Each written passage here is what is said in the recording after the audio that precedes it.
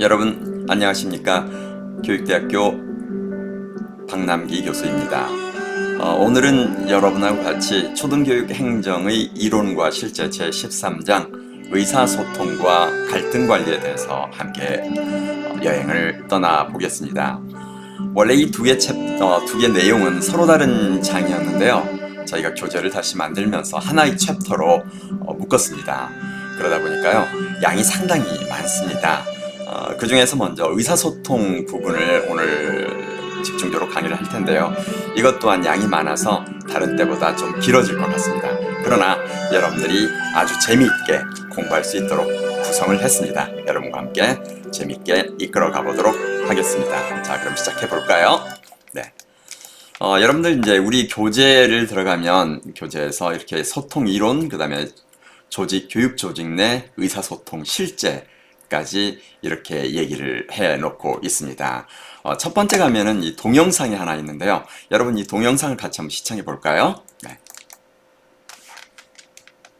학부모 상담 관련해서 연수를 선생님과 같이 할 때가 있어요. 그런데 선생님들이 그때 가장 많이 나오는 질문이, 문제 행동이 심한 애들은 도대체 부모님들 어떻게 말씀을 드려야 돼요? 이런 말씀들을 많이 하시더라고요. 저도 사실 이것 때문에 많이 좀 힘들었었거든요. 처음에는 아주 그냥 자세하게 어머니들한테 조목조목 다 말씀을 드렸어요. 근데 어머님이 어떤 분들은 뭐 끄덕끄덕하고 하시기도 하고 뭐 도움됐다고 하셨는데, 놀라운 거는 그 중에 어떤 어머님들이 저한테 뭐라 하시냐면은, 선생님이 여학생들을 잘 이해 못 하시는 것 같으세요, 이런 얘기를 하더라고요. 저는 그때 막 제가 얼마나 여학생들 이해를 잘하고 있는지, 뭐 사촌 동생이 동생 누나 뭐 제가 3남매 중에 둘째 별 얘기 다 있어요. 근데 해보니까 어머님이 인정하시는 게 아니라 마치 저는 뭐가 아니에요라고 마치 제가 강변하는 듯한 느낌만 받았고, 저도 불쾌했고, 그 다음에 엄마랑, 그 아이 엄마랑 대화하기 참 어렵더라고요. 아마 선생님께서도 문제 행동을 바로 말씀하시고 어려웠던 경험이 아마 저와 비슷한 경험이실 겁니다. 네, 일단은 여기까지만 먼저 시청을 하고요. 여러분들하고 같이 진행을 하겠습니다. 자, 여러분들이 이제 학교 현장에 가서 이런 상황을 자주 부딪히게 될 겁니다. 애가 문제가 많다 와서 사실대로 얘기했더니 오히려 부모님은 거기에 대해서 당신이 우리 애를 잘 모르고 있다, 이제 이렇게 얘기를 해서 내가 원래 의도했던 바는 소통을 통해서 그분에게 아이의 상황을 이야기하고 함께 해결하고자 한 거잖아요. 그러나 실제는 그런 상황으로 나타나지 않았습니다. 자, 그러면 이럴 때 우리가 뭘 어떻게 해야 될까? 먼저 우리 교재에 있는 내용처럼요. 커뮤니케이션, 이 의사소통이라고 하는 것이 상당히 많은 연구가 되어 있고 다양하게 있습니다. 그래서 일반론에 대한 얘기를 잠깐 하고 그 다음에 여러분에게 교재 이야기로 들어가겠습니다. 이 지금 소통이라고 했는데, 소통의 이 앞에 있는 저 흐를 류, 이것은 물의 흐름을 뜻하는 글자 류가 더해져서 물이 잘 흐르게 한다. 그러니까 소통이라고 하는 것은 비유를 통하면 이렇게 물이 막혀가지고 잘못하면 넘치잖아요. 그래서 이 막힌 것을 뚫어서 잘 통하게 한다, 이렇게 생각을 할 수가 있습니다. 과연 우리는 소통을 할 때 뭘 궁극적인 목적으로 하나요? 내가 소통이라고 할 때 소통은 이거다. 보통 우리는 그런 생각을 하게 되는데요. 소통은 내가 생각하는 것을 상대방에게 전달해 주는 거다, 이런 생각을 가지고 있는데, 이럴 경우에 소통은 목적을 달성하기가 어려운 경우가 많습니다. 그래서 제가 여기에 지금 써놓은 글 중에 하나는, 과연 소통이 궁극적으로 지향하는 목적은 무엇인가, 이걸 여러분들에게 제안하려고 하는데요. 지금 여기에서 이게 조금 연결이 원활치 않은 것 같습니다. 그래서 제가 여러분들에게 말씀드려도 미안합니다. 저기 내용으로 가보겠습니다. 제가 여기에서 제 블로그에 와서 여러분들이 소통이라고 입력을 하잖아요. 그럼 160개의 글이 뜨네요. 그 중에서 여기에 소통의 목적, 이게 뭔가, 그래서 제가 써놓은 글인데요. 이것은 2014년 2월에 썼으니까 상당히 오래전에 쓴 글이죠. 2010년.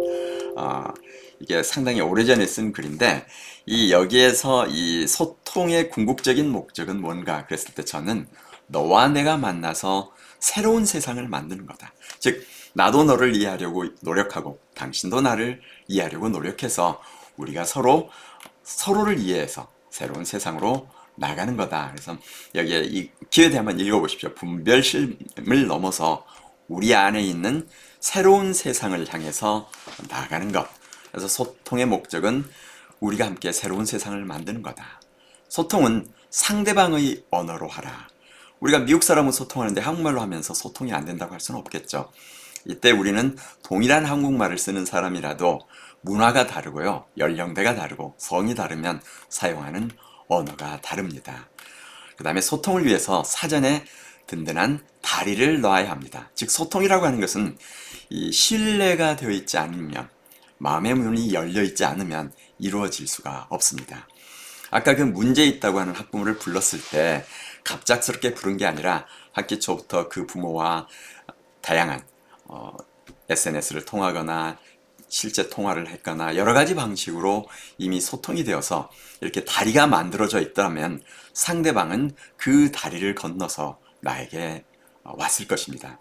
그러나 다리가 놓여져 있지 않은 상황에서 내가 이쪽 건너편에 서 있고 상대방은 저쪽에 서 있는데 그 절벽을 갈려 넘어서 나에게로 오라고 하는 것과 같습니다. 사전에 준비 작업을 하지 않은 채 소통을 하려고 하는 것은요.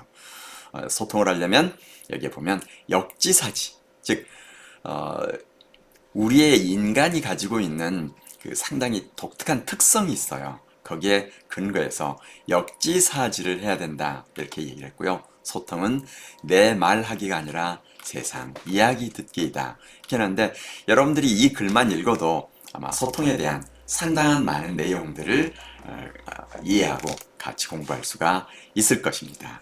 그래서 지금부터 그러면 좀 더 다음 단계로 넘어가 볼까요? 여기에서 지금 이제 이 소통의 지혜에서 제가 얘기했고요. 제가 썼던 최고의 교수법에서 제가 했던 이야기입니다. 가르침은 먼저 만남이다. 그 다음이 바로 소통이다. 즉 우리가 가르친다고 하는 것은 상대와 학생들과 끝없이 소통을 통해서 우리가 원하는 세상을 향해서 나가는 활동이거든요. 여기에 바로 소통이 들어갑니다.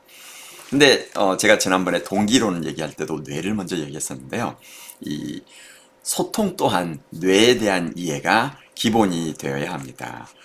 이 지금 뇌에 대한 이해를 보면 뇌를 통해서 본 소통의 비법 그랬을 때 뇌과학자들이 MRI를 찍어봤더니 자기가 좋아하는 사람을 추측할 때 활성화되는 부분하고 내가 내 자신을 생각할 때 활성화되는 뇌의 부위가 지금 빨강색입니다.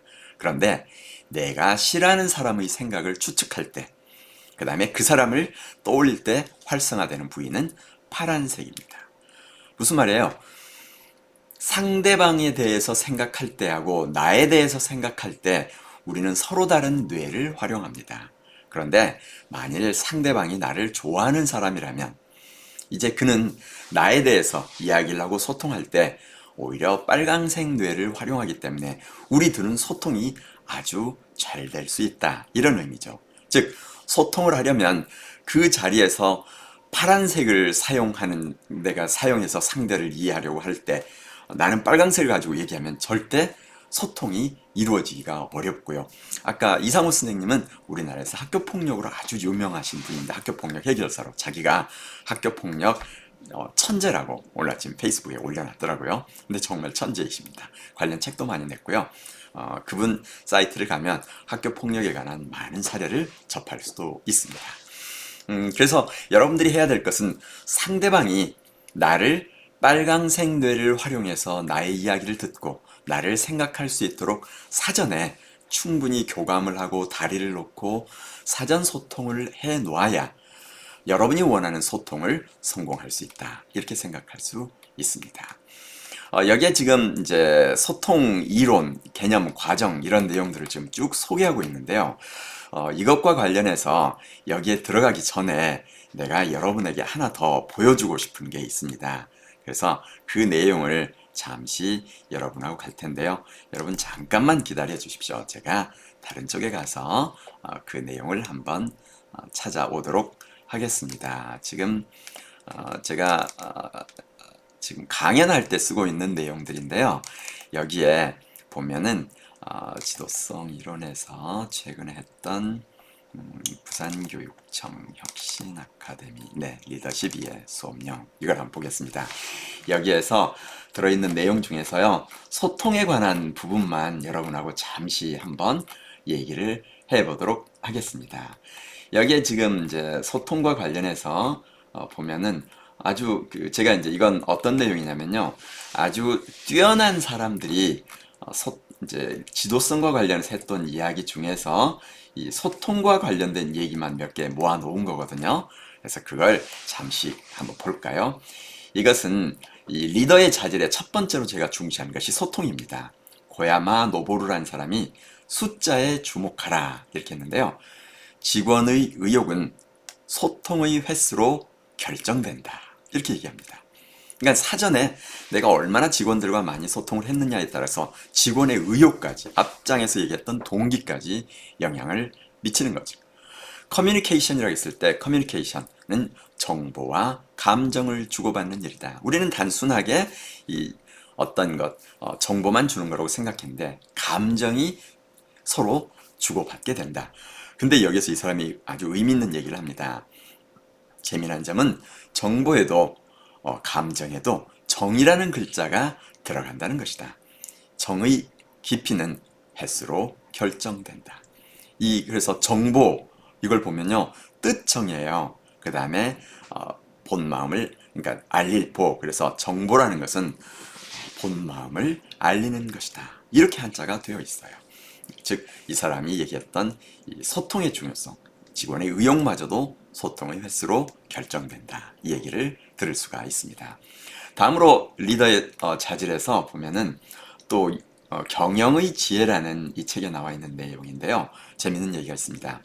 기업 내 소통의 중요성을 직관적으로 반영할 수 있는 두 개의 숫자가 있는데 바로 두 개의 70%다. 이 첫 번째 70%라는 것은 기업 경영자들이 실제 70%의 시간을 소통을 위해 사용한다는 것이고, 두 번째 70%란 기업의 문제 중에서 70%는 소통의 장애로 야기된다는 것이다. 교사는 물론 하루 종일 소통을 합니다.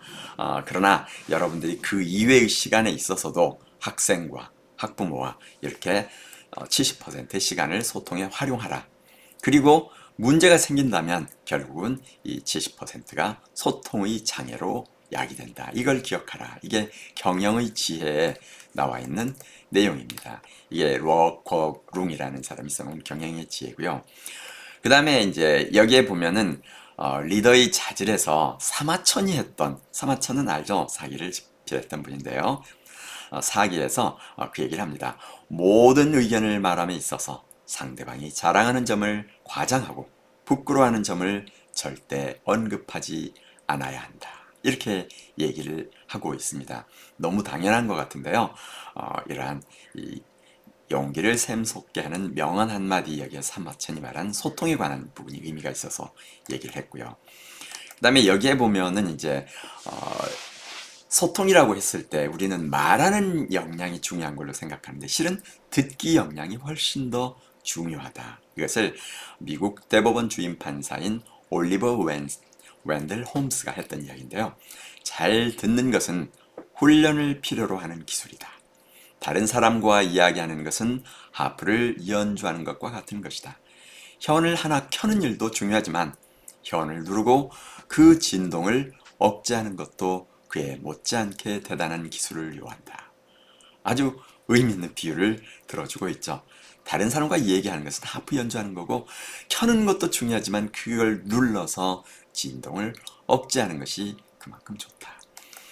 그 다음에 이제 여기서 리더의 자질 듣기에서 이건 레리 바커하고 키티 왓슨이 써놓은 마음을 사로잡는 경청의 힘이라는 데서 나와 있는 건데요. 여러분들 이 소통을 성공적으로 하고 초등학교에서 아이들을 가르칠 때 또 동료들과 직장 상사와 그 다음에 사회생활할 때 소통을 잘 하려면요. 이 책을 한 번쯤 읽어보는 것도 좋겠습니다. 이 사람 아주 유명한 세일즈맨이었는데 이 사람은 주로 고객의 말을 경청한다. 이렇게 얘기합니다. 보통 우리가 소통할 때 범하는 오류 중에 하나가요. 상대의 말을 듣기보다는 상대가 이야기하고 있을 때 내가 하고 싶은 이야기를 머릿속으로 떠오르는 일인데 초점을 두고 있습니다. 그렇게 되면 우리는 상대와의 소통을 제대로 할 수가 없게 되는 거죠. 그래서 여기에서 그 얘기를 하고요. 이제 여기까지 일단 리더십에 관한, 아니 그 소통에 관한 얘기는 이 정도로 진행을 하겠습니다. 그리고 나서 이제 우리 교재로 갈 텐데요. 우리 교재에서 이제 의사소통 이론부터 나오기 시작하는데 지금 강의가 너무 길어지게 되니까 일단 교재 내용 들어가기 전 단계를 여기서 중단을 하고 이어서 교재 내용에 있는 의사소통 부분을 별도로 또 강의를 진행을 하겠습니다. 자, 여러분 그러면 의사소통 부분 두 번째 강의에서 다시 만나겠습니다. 네, 고맙습니다.